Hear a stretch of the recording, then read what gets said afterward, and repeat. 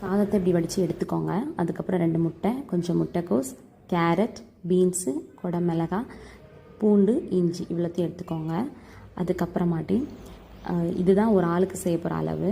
அதுக்கப்புறம் பேனை சூடு பண்ணிக்கோங்க. பேன் சூடானதும் அதில் 2 ஸ்பூன் எண்ணெய் ஊற்றிக்கோங்க.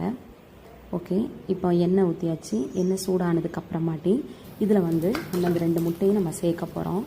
முட்டையை வந்து நம்ம வந்து ஸ்க்ராம்பிள் பண்ணி எடுத்துக்க போகிறோம். ஓகே, இப்போ இந்த முட்டைக்கு தேவையான சால்ட் அண்ட் பெப்பர் சேர்த்துக்கோங்க. சால்ட்டு போட்டாச்சு, கொஞ்சோண்டி பெப்பர். ஓகே, இதை ஃபஸ்ட் நல்லா ஸ்க்ராம்பிள் பண்ணுங்கள். ஓகே, முட்டை வந்து ஸ்க்ராம்பிள் ஆயிடுச்சு. ஓகே, இந்த மாதிரி எடுத்து வச்சுட்டு இதை வந்து ஒரு பவுலில் எடுத்து வச்சுக்கோங்க.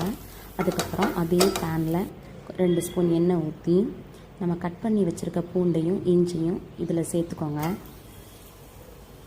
ஓகே, இப்போ நல்லா அதை வதக்கிட்டு இஞ்சியும் பூண்டும் கொஞ்சம் மீடியமாக நல்லா வெந்துடும். வெந்ததுக்கப்புறமா இதில் நம்ம எல்லா காய்கறியும் நம்ம சேர்க்க போகிறோம். முட்டைக்கோஸ், கேரட், பீன்ஸு, அந்த மாதிரி குடமிளகாய், இதெல்லாமே முக்கியமான இன்க்ரீடியன்ட்ஸ். இது எல்லாத்தையுமே நம்ம சேர்த்துட்டு இது நம்ம நல்ல காய்கறி வந்து ஒரு 85% குக் ஆகணும். அப்போ தான் அதை நம்ம சேர்த்து சாப்பிடும்போது கொஞ்சம் நல்லாயிருக்கும். ஓகே, இந்த மாதிரி நல்லா சாட்டே பண்ணிக்கோங்க. ஓகே, இப்போ காய்கறிக்கு தேவையான உப்பு போட்டுக்கோங்க.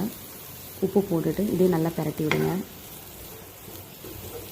ஓகே, இந்த மாதிரி நல்ல காய்கறி வந்து நல்லா வேகணும். ஓகே, இப்போ வந்து இதுக்கு தேவையான 1 spoon soya sauce, 1 spoon chilli sauce ஊற்றிக்கோங்க. ஊற்றிட்டு இதையும் நல்லா கிண்டி விடுங்க. ஓகே, இந்த மாதிரி கிண்டி விட்டுக்கோங்க. காய்கறி பாதி வெந்துருச்சு. ஓகே, அதுக்கப்புறமா நம்ம வந்து என்ன செய்ய போகிறோன்னா நம்ம ரைஸை வந்து அதில் சேர்த்துக்க போகிறோம். ரைஸ் வந்து உதிரி உதிரியாமல் இருக்கிறதுக்காக தான் இந்த மாதிரி பிளேட்டில் கொட்டி வச்சுருந்தேன். ஓகே, இந்த மாதிரி ரைஸ் வந்து நம்ம கையில் எடுத்து போகும்போது பூ மாதிரி நல்லா உதிரி உதிரியாக இருக்கணும். ஓகே, இது இப்போ நல்லா கிண்டிக்கோங்க. இந்த மாதிரி உதிரி உதிரியாக இருக்கும்போது தான் ஃப்ரைட் ரைஸ் வந்து டேஸ்ட்டாக இருக்கும். சும்மா ஒட்டி ஒட்டி இருக்கிற மாதிரி ரைஸ் வச்சுக்காமல் பார்த்துக்கோங்க, அப்போ தான் டேஸ்ட் அதிகமாக இருக்கும். ஓகே, இந்த மாதிரி நல்லா உடையாமல் நம்ம ரைஸை வந்து நம்ம நல்லா கிண்டி விட்டுக்கலாம். அதுக்கப்புறமாட்டி நம்ம ஸ்க்ராம்பிள் பண்ணி வச்சுருக்க எக்கை வந்து நம்ம இதில் சேர்த்துக்கலாம். நம்ம முட்டையை சேர்த்துட்டு நல்லா கிண்டி விடணும்.